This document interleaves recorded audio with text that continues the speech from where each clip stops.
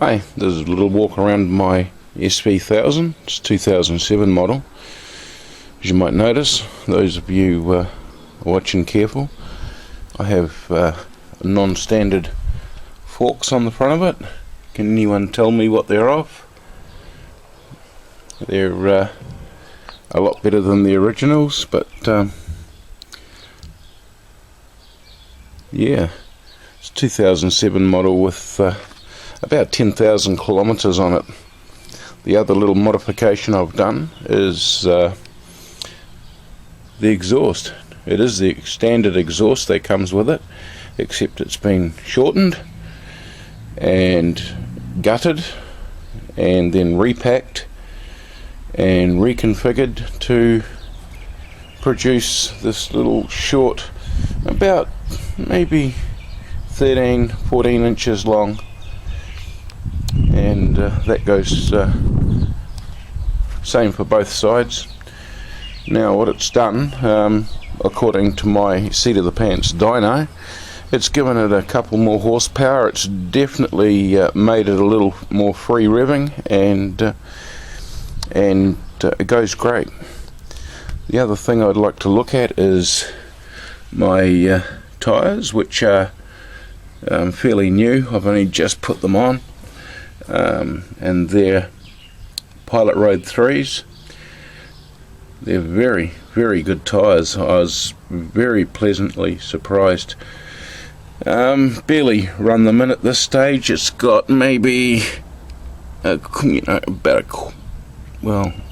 quarter of an inch chicken strip left, which I'll strip off that at some stage. But the grip is for a sport touring tyre, not a straight sport tyre. The grip is phenomenal and very confidence inspiring. The front tyre, which is also a Pilot Road 3, is covered in these little sipes, as you can see, supposed to enhance the wet road capabilities, and I think for the most part it does. I haven't really had it in any kind of downpours, but it's it looks the part, and I can say that it grips like a mad thing as well. As you can see, there's not a great lot left there on the side of it before I reach the edge. That's not a goal, of course. It's just sort of how I ride. I do ride somewhat aggressively at times, but nothing too over the top. But the forks, I must come back to the forks. The originals were, well, if you own an SV, you'll know, they were not quite up to par. The rear, on the other hand, was really quite good for a fairly budget bike. It worked fine. There was enough settings to keep me happy and to find something I could live with. But the front, I didn't know if it was over compressed or oversprung, or I couldn't quite fiddle with it enough to get it the way I liked it. I'm a fairly large lad, maybe 140 kilos, so not a small boy by any stretch of the imagination. So I swapped them out for GSX-1000 front forks. Yeah, there you go, I've just given it all away.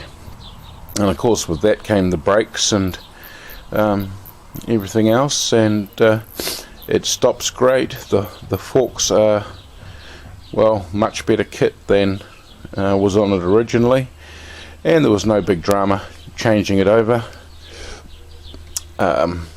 Fairly straightforward. All up, I think the job took me, with all the fluffing around, probably took me 2 hours all up, fluffing around with everything, but very straightforward. And the improvement was noticeable right off the bat. I kind of set the settings to a midway point and went from there and made adjustments as required, and absolutely fantastic now compared to the originals. The bike itself has only done probably just over 10,000 kilometres at the moment. As you can see, it's all a bit filthy too. I just went out for a ride on it yesterday and haven't had a chance to wash it, as it started to rain a little when I came back, and it did have a bit of rain overnight. As you can see, we've still got a little bit of water hanging around it here. Nothing too major.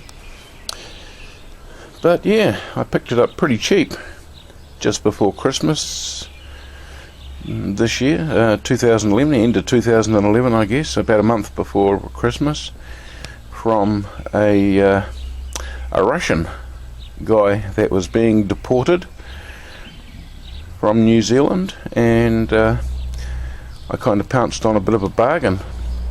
I'm not going to tell you what I paid for it, as it's you probably don't want to make you cry, but yeah, the guy that sold it to me was crying. So yeah, all in all, I'm pretty happy with it. The peg position is slightly more sort of racier, a racier position, a more aggressive position than my VTR behind me, and a little more lean to the handlebars, so a slightly more aggressive riding position. Not uncomfortable by any means, but slightly more aggressive. My VTR, on the other hand, absolute darling of a bike, and easy to jump on it and ride 500 miles in a day, no problem, and then ride it another 500 miles back the following day. Tyre wise on this, I have a set of Shinkos, and these are brand new. They haven't done much more than a ride from the shop to home, so the poor old girl's been getting a little neglected since I bought the other bike. But I got a fresh set of those front and rear. I've got some Scorpion cans on there. Other than that, it's fairly well standard. A few cobwebs, damn spiders. I got a set of Olin's shock on the rear.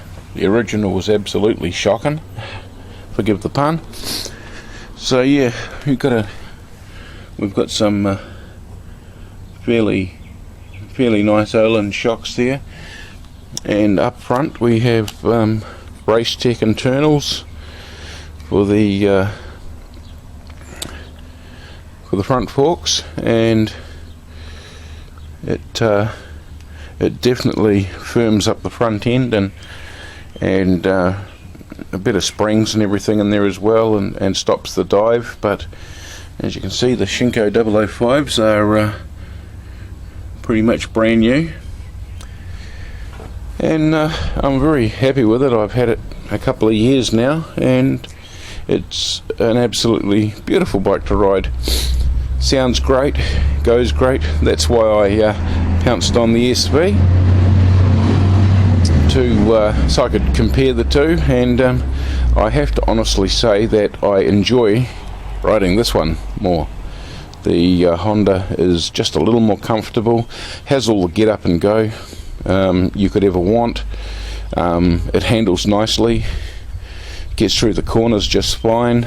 It has a tendency to, if you're really pushing hard, to get down and start scratching peg feelers, etc., quite early on, whereas this is a little more aggressive in that department. You can get it over a little further before things start to touch down, but both great bikes. And this little beast here is a 97 cb600 Hornet, and that's a great little bike for a putt on a nice day. It's the faired version, so we have a fairing. It's done about 20,000 miles. It's in miles. It's done about 20,000 miles, and believe it or not, it's got a better top speed than the VTR, and about the same as the SV. So it's pretty happy with it, but you have to get it up there and start revving it for it to do anything. But if you get it between sort of 8 and 13,000 RPM and keep it there, it performs very, very well indeed. What can I say about it? It's an old bike. There's nothing flash on it. It's got a full exhaust system, a full Scorpion exhaust system from front to rear. It's got a carbon fibre hugger. Yeah, nothing too flash or special about it.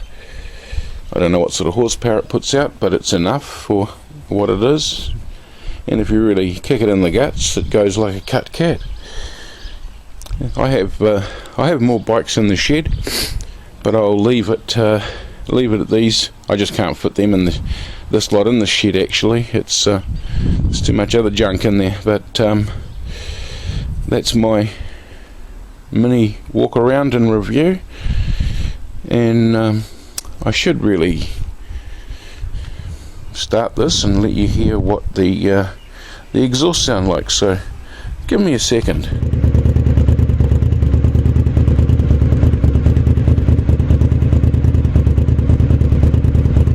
Okay, that's the SV running. Just started it. Should let it warm up a wee bit, but that's her. It's only we only have 10,714 kilometres on the clock. I bought it at 6,400, I think it was, about a month before Christmas. It's now I think the 1st or 2nd of February. I didn't actually pick it up until Christmas Day, but that's it. So yeah, I've modified these exhausts, and let me walk around here and see if we can't make it make a little more noise. Nope, didn't want to make any noise. Still cold. Let's start her.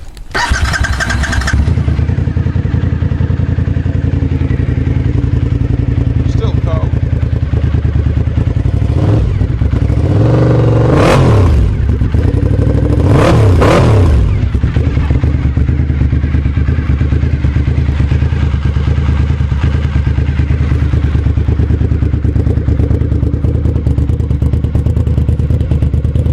But it does sound very cool. I guess the camera won't probably do it any justice.